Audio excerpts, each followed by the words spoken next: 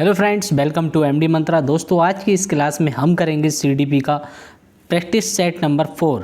इस practice set में काफ़ी प्यारे क्वेश्चंस हमने यूपीटीटी जुलाई 2026 के लिए रखे हैं। तो दोस्तों, क्लास के शुरू से लेकर अंत तक बने रहिए। तो चलिए स्टार्ट करते हैं। पहला क्वेश्चन ही बहुत ही प्यारा क्वेश्चन है। पहला क्वेश्चन क्या है दोस्तों?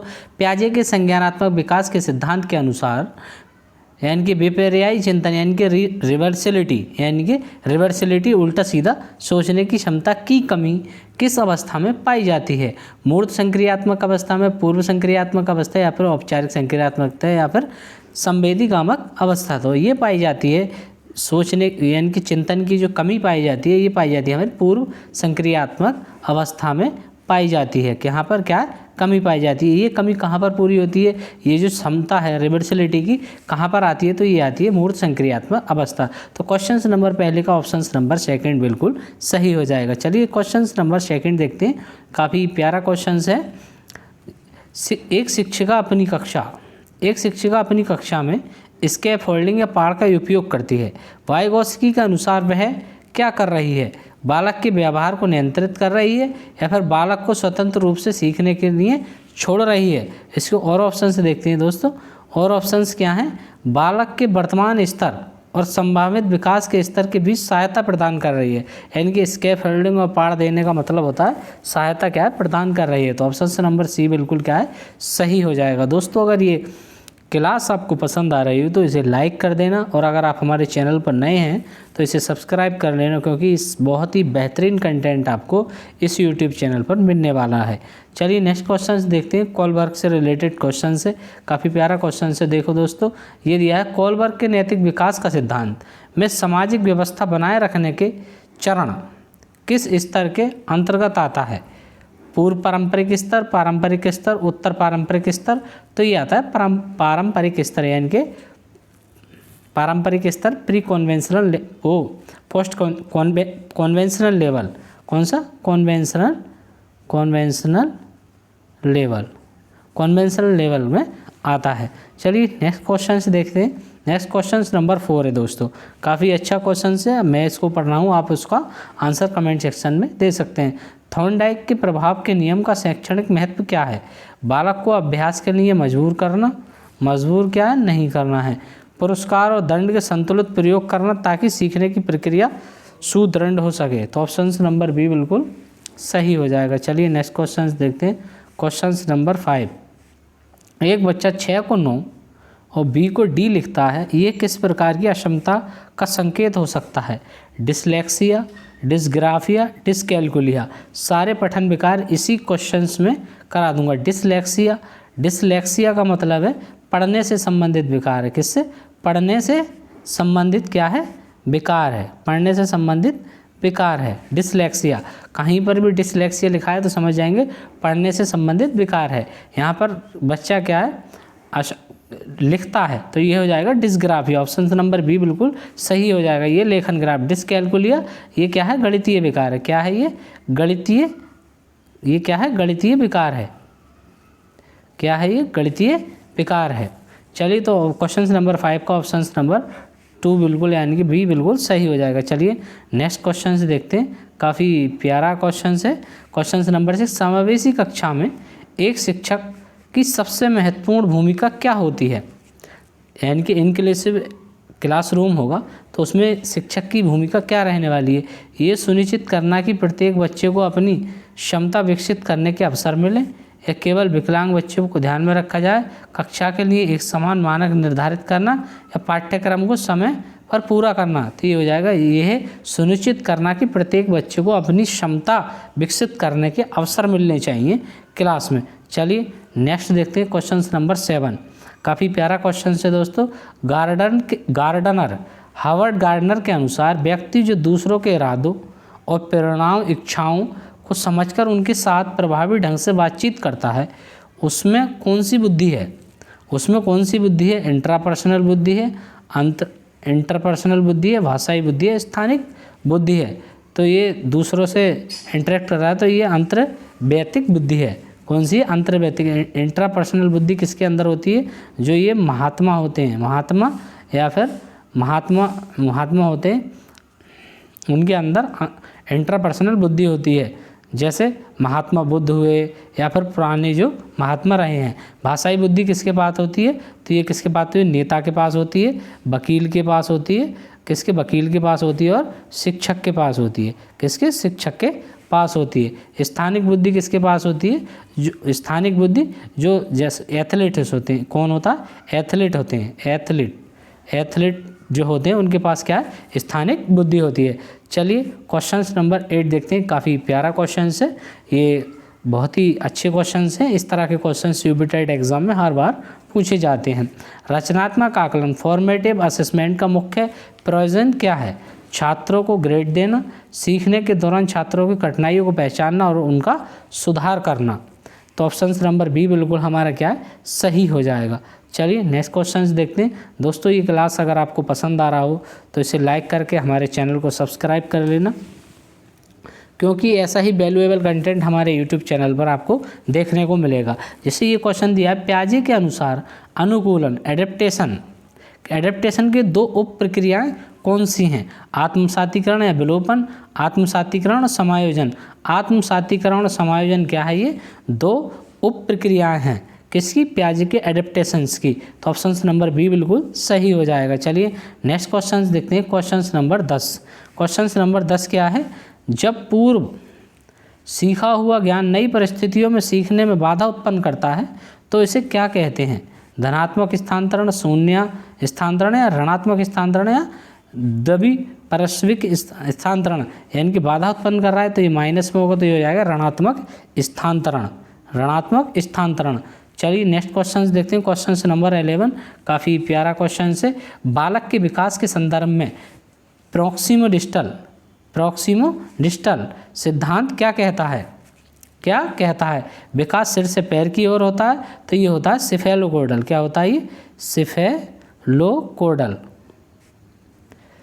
ये होता है सिफेलोकोडल। विकास केंद्र से परिधि या बाहर की ओर होता है, तो ये क्या होता है, प्रॉक्सिमो डिस्टल होता है। ऑप्शन नंबर बी बिल्कुल सही हो जाएगा। चलिए नेक्स्ट क्वेश्चन देखते हैं, क्वेश्चन नंबर 12। काफ़ी प्यारा क्वेश्चन है, एनसीएफ से रिलेटेड क्वेश्चन है।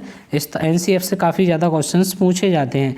एनसीएफ 2005 के अनुसार शिक्षक की भूमिका एक के रूप में होनी चाहिए, सत्तावादी, निर्देशक या सुविधादाता या उपदेशक के रूप में होनी चाहिए। तो ये होनी चाहिए सुविधादाता, यानी कि फैसिलिटेटर के रूप में होनी चाहिए। ऑप्शन नंबर सी बिल्कुल सही हो जाएगा। चलिए नेक्स्ट क्वेश्चन देखते हैं, काफ़ी प्यारा क्वेश्चन है। मौसले के अनुसार आत्मसम्मान की आवश्यकता किस श्रेणी में आती है, निम्न स्तरीय श्रेणी में, सुरक्षा की आवश्यकता, मनोवांछित आवश्यकता, आत्मसिद्धि के ठीक बाद वाली आवश्यकता, आत्मसिद्धि के ठीक बाद वाली आवश्यकता। तो ये आती है हमारी मनोवैज्ञानिक आवश्यकता, सुरक्षा की आवश्यकता। तो ये आती है हमारी सुरक्षा की आवश्यकता। ऑप्शन नंबर बी बिल्कुल सही हो जाएगा। चलिए नेक्स्ट क्वेश्चन देखते हैं, क्वेश्चन नंबर 14। बुद्धि का बहुकारक है, इनके मल्टी फैक्टर सिद्धांत जो थॉर्नडाइक द्वारा दिया गया, स्पियर्समैन के किस विचार का विरोध करता है, किस विशिष्ट विचार का, सामान्य कारक, समूह कारक, भाषाई कारक। तो ये हमारा क्या है, सामान्य कारक का विरोध करता है। ऑप्शन नंबर बी बिल्कुल क्या है, सही हो जाएगा। चलिए नेक्स्ट क्वेश्चन देखते हैं। नेक्स्ट क्वेश्चन क्या है, प्याजे की किस अवस्था में बालक परिकल्पना, निगमनात्मक यानी कि हाइपोथेटिको डिडक्टिव तर्क करने में सक्षम हो जाता है। हाइपोथेटिक रीजनिंग कहाँ पर करता है बच्चा, तो ये करता है औपचारिक संक्रियात्मक अवस्था में। ऑप्शन नंबर सी बिल्कुल सही हो जाएगा। चलिए नेक्स्ट क्वेश्चन देखते हैं, काफ़ी अच्छा क्वेश्चन है दोस्तों, इस क्वेश्चन को पढ़िए। विकासात्मक मनोविज्ञान में प्रकृति बनाम पोषण, नेचर वर्सेस नर्चर के विवाद में किससे संबंधित है, व्यवहार और वातावरण से, आनुवंशिकता और वातावरण से। नेचर क्या होता है, नेचर आनुवंशिकता और वातावरण। चलिए नेक्स्ट क्वेश्चन देखते हैं।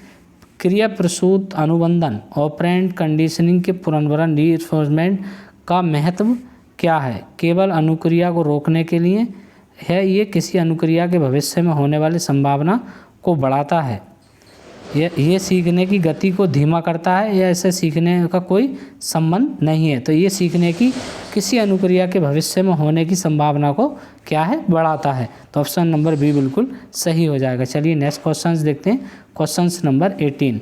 क्वेश्चन 18, एक प्रगतिशील कक्षा में विद्यार्थी की भूमिका क्या होती है? निष्क्रिय श्रोता होती है, ज्ञान के सक्रिय अन्वेषण एक्टिव सीकर होती है, या फिर केवल शिक्षक के निर्देशों का पालन करने वाले की, या पाठ्य पुस्तक को रटने वाले की? तो ये हो जाएगा हमारा ये ज्ञान के सक्रिय अन्वेषण, यानी कि ऑप्शन नंबर बी बिल्कुल सही हो जाएगा। चलिए नेक्स्ट क्वेश्चन देखते हैं, क्वेश्चन नंबर 19। बौद्धिक विकास के 4 विशिष्ट चरणों की पहचान किसके द्वारा की गई? एरिक एरिक्सन के, स्किनर के, पियाजे के या कोलबर्ग के? तो ये की गई थी पियाजे के अनुसार। पियाजे के 4 स्टेजेस के बारे में पियाजे ने बताया था। तो ऑप्शन नंबर सी बिल्कुल सही हो जाएगा। चलिए नेक्स्ट क्वेश्चन देखते हैं, क्वेश्चन नंबर 20। सीखने का वह सिद्धांत जो पूर्णतः अवलोकनीय व्यवहार पर आधारित सीखने के किस सिद्धांत से संबंधित है? संज्ञानवादी सिद्धांत, व्यवहारवादी या रचनात्मक या फिर निर्मितवादी? तो ये है हमारा व्यवहारवादी सिद्धांत से क्या है, संबंधित है। तो ऑप्शन नंबर बी हमारा बिल्कुल सही हो जाएगा दोस्तों। चलिए नेक्स्ट क्वेश्चन देखते हैं, क्वेश्चन नंबर 21।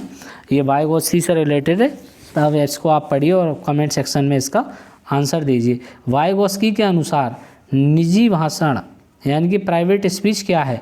बालक के आत्म केंद्रित होने का संकेत है, या अपनी सोच को नियंत्रित और निर्देश करने का एक क्या साधन है? निर्देशित करने का साधन है। तो ऑप्शन नंबर बी बिल्कुल सही हो जाएगा। दोस्तों ये क्लास आपको पसंद आ रही है तो इसे लाइक करके हमारे चैनल को सब्सक्राइब कर लेना अगर आप हमारे चैनल पर नए हैं तो, क्योंकि इसी तरह का वैल्यूएबल कंटेंट हमारे एमडी मंत्रा ऑफिशियल यूट्यूब चैनल पर आपको देखने को मिलेगा। दोस्तों मैं आपसे पूछना चाहूँगा कि आप किस सब्जेक्ट पर और किस पार्टिकल किसी भी अलग पॉइंट क्या बोलते हैं टॉपिक्स पर अगर वीडियो चाहते हैं तो आप कमेंट सेक्शन में कमेंट करके बता सकते हैं, मैं उसी टॉपिक पर आपके लिए वीडियो ला कर दूंगा। चलिए नेक्स्ट क्वेश्चंस देखते हैं, क्वेश्चंस नंबर 22। ब्रूनर के संज्ञानात्मक विकास के चरणों का सही क्रम क्या है? प्रतीकात्मक, क्रियात्मक, दृश्यात्मक या क्रियात्मक, दृश्यात्मक, प्रतीकात्मक? तो ऑप्शन नंबर बी है, पहले क्या होगा, क्रियात्मक होगा, फिर दृश्यात्मक और फिर प्रतीकात्मक, यानी कि इनएक्टिव, आइकॉनिक, सिंबॉलिक होगा। तो ऑप्शन नंबर बी बिल्कुल सही हो जाएगा। चलिए नेक्स्ट क्वेश्चन देखते हैं, क्वेश्चन नंबर 23। पियाजे के अनुसार बच्चा किस अवस्था में संरक्षण कंजर्वेशन के संप्रत्याय को समझ लेता है? कंजर्वेशन के संप्रत्याय को समझ लेता है, तो ये समझता है हमारा पूर्व मूर्त संक्रियात्मक अवस्था में। चलिए नेक्स्ट क्वेश्चन देखते हैं, क्वेश्चन नंबर 24। आरटी शिक्षा का अधिकार अधिनियम आरटी 2009 के अनुसार कक्षा 1 से 5 तक यदि छात्र की संख्या 200 से अधिक हो तो एक छात्र और शिक्षक का अनुपात क्या होना चाहिए? 200 से अधिक है तो छात्र और शिक्षक का अनुपात 1:40 होना चाहिए, यानी कि 1 अनुपात कितना, 41 टीचर और 40 बच्चे होने चाहिए। चलिए नेक्स्ट क्वेश्चन देखते हैं, क्वेश्चन नंबर 25। सीखने की वह अवधि जिसमें सीखने की प्रक्रिया में कोई सुधार नहीं होता कहलाती है? सीखने की वह अवधि जिसमें सीखने की प्रक्रिया में कोई सुधार नहीं होता तो क्या कहलाती है दोस्तों? सीखने का वक्र, सीखने का पठार, स्मृति, अवधान? तो ये कहलाता है सीखने का पठार। ऑप्शन नंबर बी बिल्कुल सही हो जाएगा। चलिए नेक्स्ट क्वेश्चन देखते हैं, क्वेश्चन नंबर 26। काफ़ी अच्छा क्वेश्चन है। व्यक्तित्व, पर्सनैलिटी, समाजशास्त्रीय प्रकार के सिद्धांत किसने दिया? किसने दिया था? ये दिया था स्प्रेंजर ने। किसने दिया था? स्प्रेंजर ने पर्सनैलिटी का सिद्धांत दिया था। चलिए नेक्स्ट क्वेश्चंस देखते हैं। बस सीटेट और यूपीटेट में सिर्फ यही अंतर है, सीटेट और यूपीटेट में सिर्फ यही अंतर है। सीटेट में फैक्ट पर क्वेश्चंस पूछे, वो कॉन्सेप्ट पर कॉन्सेप्चुअल क्वेश्चंस पूछे जाते हैं, और यूपीटेट में फैक्ट पर। गिलफोर्ड के बुद्धि संरचना मॉडल में कुल कितने कारक एंड को सेल्स वर्तमान में माने जाते हैं? तो ये माने जाते हैं 180। कितने? 180 सेल माने जाते हैं। चलिए नेक्स्ट क्वेश्चन देखते हैं। किशोर अवस्था में क्या? किशोर अवस्था में वह विशेषता जिसमें बालक को लगता है कि सभी लोग उसी को देख रहे हैं वह कहलाती है? व्यक्तिगत मेधक, काल्पनिक श्रोता, पहचान संकट या आत्मनियंत्रण? तो ये कहलाता है काल्पनिक श्रोतना, यानी कि imaginary audience. Imaginary audience option number B बिल्कुल सही हो जाएगा। चलिए नेक्स्ट क्वेश्चन देखते हैं, क्वेश्चन नंबर 29। क्वेश्चन नंबर 29 काफ़ी अच्छा क्वेश्चन है। एरिक एरिक्सन के अनुसार एरिक एरिक्सन के अनुसार पहचान बनाम भ्रांति, आइडेंटिटी वर्सेस रोल कन्फ्यूजन की अवस्था किस वर्ष की आयु में होती है? पहचान बनाम भ्रांति 12 से 18 वर्ष की आयु में होती है, यानी कि किशोर अवस्था में होती है। तो ऑप्शन नंबर सी बिल्कुल सही हो जाएगा। इस क्लास का लास्ट क्वेश्चंस देखते हैं। लास्ट क्वेश्चंस क्या है? लास्ट क्वेश्चंस 30, बुद्धि का त्रितंत्र सिद्धांत यानी कि थ्योरी किसके द्वारा प्रतिपादित की गई? स्पियर्समैन के या थर्स्टन के, रॉबर्ट स्टर्नबर्ग के या फिर गार्डनर के?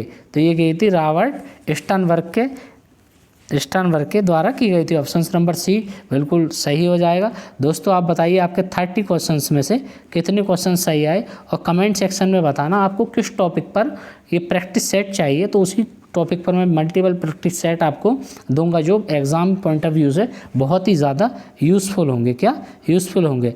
तो मैं आपसे बस इतना ही कहना चाहूँगा, अगर आप हमारे चैनल पर नए हैं तो हमारे चैनल को सब्सक्राइब कर लेना। मैं थोड़ा कुछ प्रॉब्लम में था इसलिए वीडियो नहीं आ रही थी। अब डेली मैं आपको, अभी तो फ़िलहाल में एक ही है, लेकिन आने वाले टाइम में 2 से 3 वीडियो डेली आपको मैं देने वाला हूँ मल्टीपल्स विषय में, जैसे ये CDP की, EVS, मैथ्स, हिंदी, सभी टॉपिक्स पर काफ़ी सारे प्रैक्टिस सेट आपको मैं कराने वाला हूँ जो एग्ज़ाम में काफ़ी ज़्यादा यूज़फुल होंगे। तो देखते रहिए MD मंत्रा ऑफिशियल। फिर मिलेंगे एक अगले वीडियो में, तब तक के लिए जय हिंद, जय भारत।